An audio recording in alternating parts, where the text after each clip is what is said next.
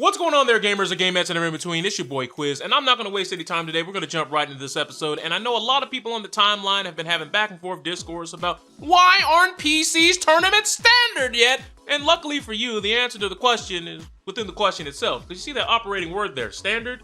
There's no guarantee that you're getting uniformity across all platforms when it comes to the PC. I could build a PC. You could build a PC. 16 of your friends could build a PC, and we all come to the venue with our PCs, and next thing you know, we all have different motherboards, power supplies, CPUs, RAMs, hard disks, solid state drives, and if you even want to have a throwback optical drive, some of us don't even have Wi-Fi network cards. There's so many different things that you need to actually put together in a PC before it can actually function and do all the things that you need it to do, regardless of whether you want to deal with the DRM of Steam, Origin, or whichever platform your game may be on. But we're going to stick to fighting games for now, and let's be honest, it's not good. It's just not good. So as you guys can see on screen, there's an immediate pitfall for trying to adopt PC as the tournament standard, because as you guys see here, the graphics cards, just to be able to get the rest of your components to display anything on the screen, just this piece alone is going to cost you about as much as a PS4.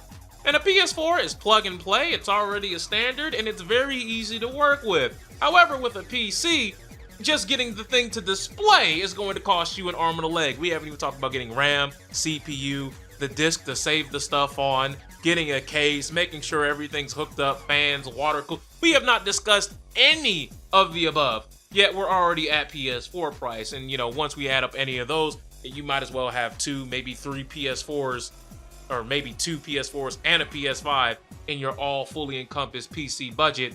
But why would I buy 16 finished PCs when I could probably buy 32 PS4s, 8 PS4s, 16 PS5s for a similar price point? Now, that being said, I understand there are scalpers out there. It's going to be hard to get a PS5 right now, but most of us are still going the PS4 route. And I mean, if you look at these budget things, yeah, rightfully so. Like, TOs are not making as much guap as y'all think they are. I don't know where that rumor started. I don't know what tabloid y'all read, but it's kind of hard out here, Playboy. I just figured y'all should know that. Now that we got the financial setbacks out of the way, now we can talk about the pitfalls known as uniformity. Because as we all know, with a PS4, typically all you need is your PS4 controllers or something that converts to PS4. You're done. Simple. 9 times out of 10, everybody's going to be able to play with whatever controller apparatus they have. On PC, that's not the case. Some of us like our retro pads, some of us are going to come out here with the new toy with the DualSense, some of us are going to pop out with Xbox Series X pads, some of us are like, nah man, but I like my Switch. Some people are going to be like, nah man, but I got an Astro C40, I spent $200, you're going to let me hook this motherfucker up. Then some people are going to be like, but I got a DualShock 4. Then someone's going to come in here with the Transformers Spazatron 2000, you're going to be like, what the fuck even is that? What is this? You just for mobile games, what do you even have this for? Some people are going to come with a keyboard, some people come with a racing wheel, some people are going to have a Guitar Hero pad. There's so many different things that people are using that if they're all coming to the PC, you're going to run into a very immediate problem that a lot of these devices are not even recognized natively by PCs. So you're going to need to get a third-party program like a Rewazd or a Joy2Key, or maybe I'm aging myself here and dating myself on this one, but Xpadder, y'all remember Xpadder. Xpadder was terrible. Please do not ever use it. But that being said, if you had no other options, Xpadder was available to help you. Now, all these programs out here also make it very easy to cheat. So you could get turbo remaps, you can get controller binds, macros for combos so you never drop them at a button press. There's a lot of things that you can do that would actually circumvent the skill gap between you and your opponent, and it's not good. You don't want all this on your computer, and all that being said, you also have to couple that with the fact that sometimes having a PlayStation controller and let's just say an Xbox controller, for some reason they don't play nice, and these two controllers are very argumentative against each other, and the computer doesn't know what to do, and then they'll just Alt F4 the game, or the game will blue screen, and the computer goes absolutely tits up, and it's just not good.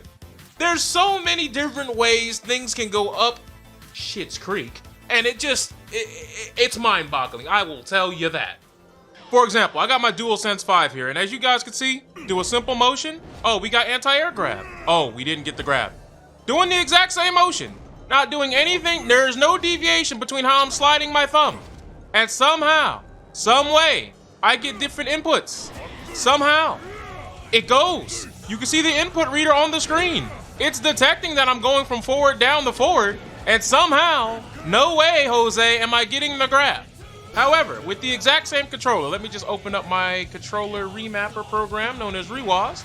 All right, now that we have Qyz virtually emulating my DualSense controller as an Xbox 360 controller, as you guys can see, it's spoofing as a 360 controller, everything normal inputs normally. Now when we do it, no problem. Doesn't matter how I do it. I cannot get that weird triangle that you saw before in the input reader. Couldn't get it. Cannot get those half presses. Doesn't even happen. Doesn't even register. Even when I try to do it. Even when I let down be the last input, it still comes out most of the time. So you can't have a universal standard when every controller is going to be read by a PC, Steam, or the game itself on the PC ports differently. And now that you see how the controllers can actually be read differently, we also have to talk about some games where if you plug in two different controllers, sometimes the game just says, nah, you gotta restart me every single time. Rivals of Aether is notorious for that. You would have to restart that thing over and over and over and over every time someone wants to plug a new device into your PC. And eventually that does lead to some setbacks. Not to mention if you go to your device manager and you see 1,600 devices from multiple tournaments in there, sometimes those drivers conflict and now stuff that used to work doesn't work anymore. PCs can be the biggest pain in the butt that you have ever seen in life. I'm gonna tell you that right now. However, when PC tournaments work from top to bottom throughout, they are hands down the best experience. The issue is getting there, pain. Nothing but pain. Now, yes, there are more reasons why PC should not be tournament standard as of right now today. We could talk about how ports on PC are notoriously bad. We could talk about how for some reason they have glitches that make certain things in games that work on the console versions not work here. There are so many other things that we could go into, but there's no reason for us to go into them right now because I think we have said enough. I said I wanted to keep this concise and to the point, but that's why it's not tournament standard, all right? Financially, it's a nightmare. Mechanically, it's also a nightmare. And for the love of God, if you want to talk about ports and the differences and how some people get acclimated to how it reads inputs, how it might read inputs for this fine and this fine, but for this terribly. Like, there's so much stuff that can go wrong. There's so many choke points where this whole thing could just get choked out where it's just not worth it today. Maybe in a couple years, but today, no, stop it. Now you've been informed.